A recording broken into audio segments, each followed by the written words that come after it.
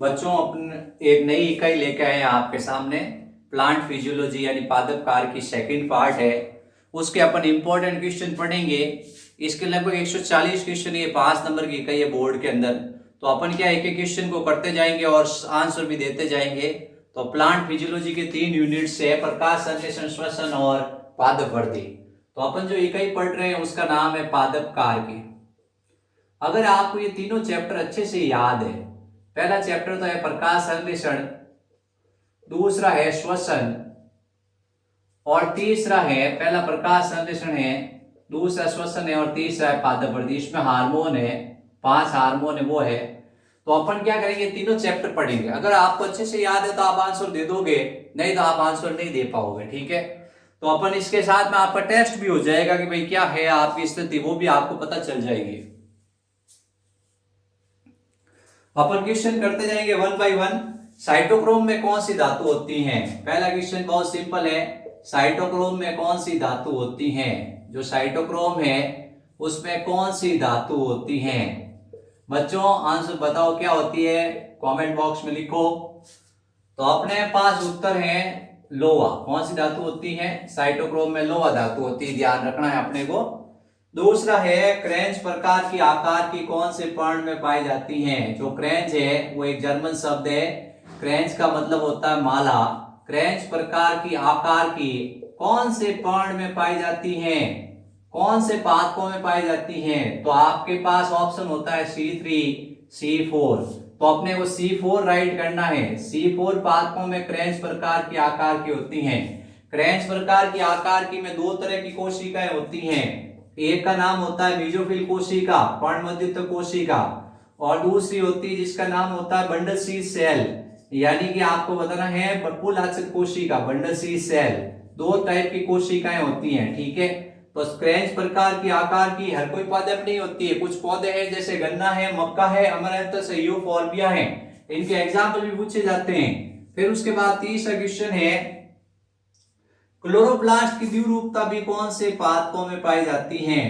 Chloroplast की द्विरूपता, chloroplast की द्विरूपता भी कौन से पादपों में पाई जाती है? क्लोरोप्लास्ट की द्विरूपता मतलब 2 तरह का क्लोरोप्लास्ट। तो 2 तरह की कोशिका होती है C4 में, पर्णमध्योतक और पुल आच्छद। पर्णमध्योतक और क्या है, पुल आच्छद है। पर्णमध्योतक कोशिका है उसके अंदर हरितलव छोटा, ग्रेना बहुत ज्यादा विकसित। पुल आच्छद में हरितलव बड़ा, ग्रेना अविकसित या अनुपस्थित, सिर्फ स्ट्रोमा पटली का। तो अंतर हो गया कि हरितलव छोटा, ग्रेना अधिक विकसित, हरितलव बड़ा, ग्रेना अनुपस्थित। ठीक है, तो क्लोरोप्लास्ट की द्विरूपता कौन से पादपों में होती है? उत्तर होगा C4 पादपों में। किसमें होगी? C4 पादपों में। अगला सवाल है C3 पादपों में प्रथम CO2 ग्राही कौन होता है?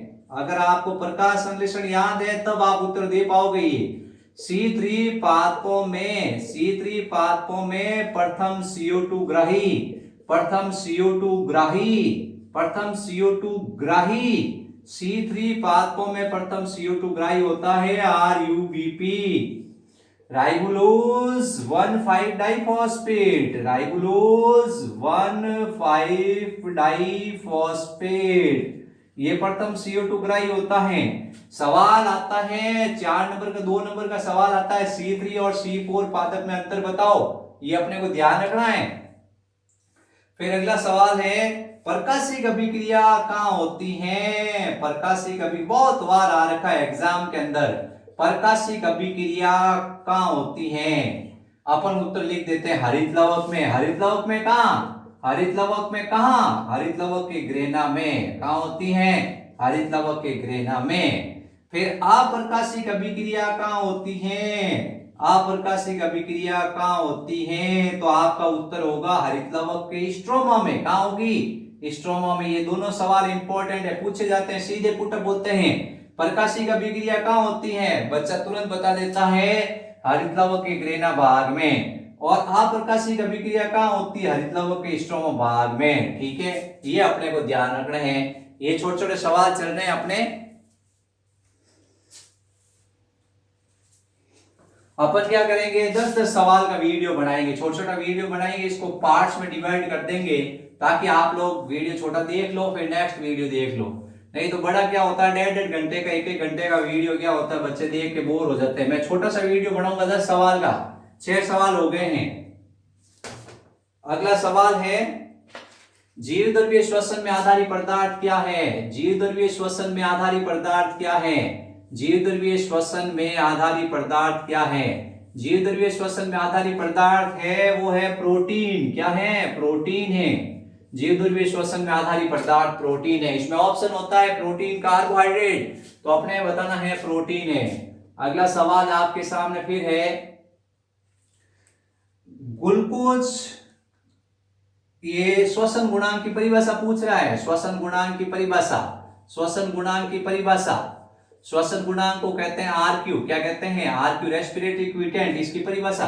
तो परिभाषा बहुत सिंपल है, आप लोगों को आती होगी बच्चों, बताओ क्या परिभाषा है। मैं बताता हूं, देखो ये एक निश्चित भार वाला उत्तक है। क्या है? ये निश्चित भार वाला उत्तक है। क्या है? निश्चित भार वाले उत्तक द्वारा निश्चित समय में निष्कासित की गई CO2, निष्कासित की गई CO2 और ग्रहण की गई O2।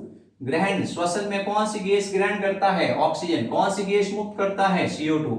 तो निष्कासित की गई CO2, निष्कासित की गई CO2 का आयतन, निष्कासित की गई CO2 का आयतन, निष्कासित की गई CO2 का आयतन और ग्रहण की गई O2 का आयतन, ग्रहण की गई O2 के आयतन के अनुपात को श्वसन गुणांक कहते हैं। तो निष्कासित की गई CO2 और ग्रहण की गई O2 के आयतन के अनुपात को क्या कहते हैं? श्वसन गुणांक कहते हैं। अगला सवाल है, श्वसन गुणांक का मापन कौन से उपकरण से किया जाता है? श्वसन गुणांक का मापन कौन से उपकरण से करते हैं? तो उत्तर होगा गैनांग श्वसन मापी, गैनांग श्वसन मापी, गैनांग श्वसन मापी।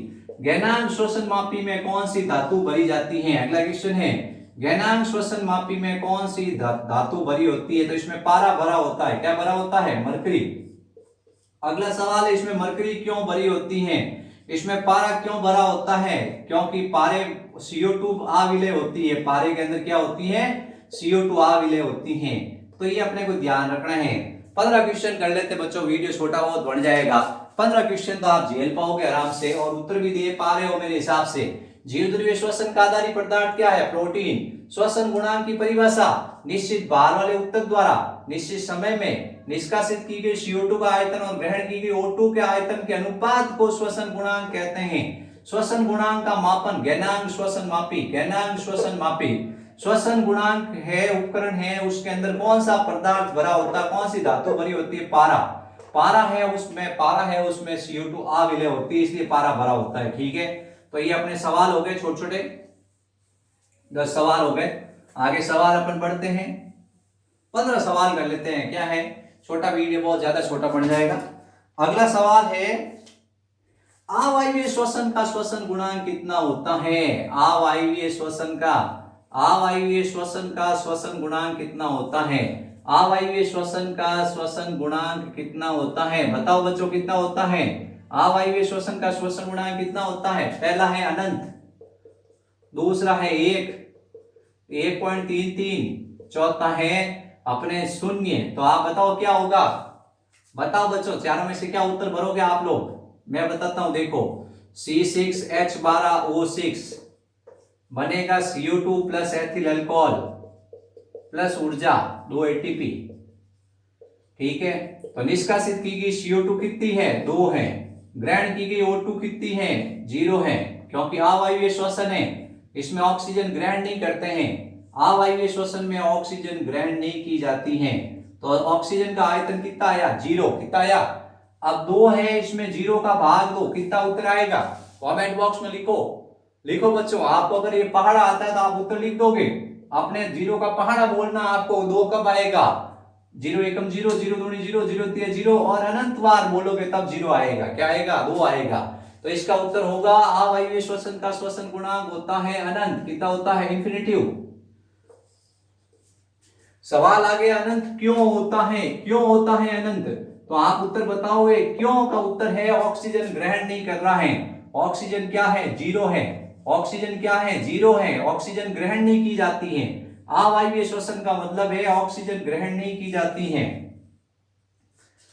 अब ग्लूकोज के पूर्ण ऑक्सीकरण के बनने से, ग्लूकोज का जब पूर्ण ऑक्सीकरण होगा, ग्लूकोज का जब पूर्ण ऑक्सीकरण होगा, जब ग्लूकोज का पूर्ण ऑक्सीकरण होगा, जब ग्लूकोज का पूर्ण ऑक्सीकरण होता है, जब ग्लूकोज का पूर्ण ऑक्सीकरण होता है तो बनने वाले अंतिम उत्पाद के नाम C6H12O6 प्लस 6O2 बराबर CO2 plus H2O plus 38 ATP। तो उत्तर होगा कार्बन डाइऑक्साइड और जल। क्या होगा? कार्बन डाइऑक्साइड और जल। ग्लूकोज का पूर्ण ऑक्सीकरण होगा तो अंतिम उत्पाद होगा CO2 और जल, और यहाँ पे अपूर्ण ऑक्सीकरण होता तो उत्तर होता CO2 और एथिल अल्कोहल। क्या होता? CO2 ethyl alcohol. या अपूर्ण लिखा होता, अपूर्ण ऑक्सीकरण पर अंतिम उत्पाद, अंतिम उत्पाद। तो आपको पता होना चाहिए CO2 और H2O तो है पूर्ण ऑक्सीकरण पर, अपूर्ण ऑक्सीकरण पर CO2 और एथिल अल्कोहल, ये ध्यान रखना है। ठीक है, ये छोटे छोटे क्वेश्चन हो गए। अब नेक्स्ट वीडियो में आपको और बताएंगे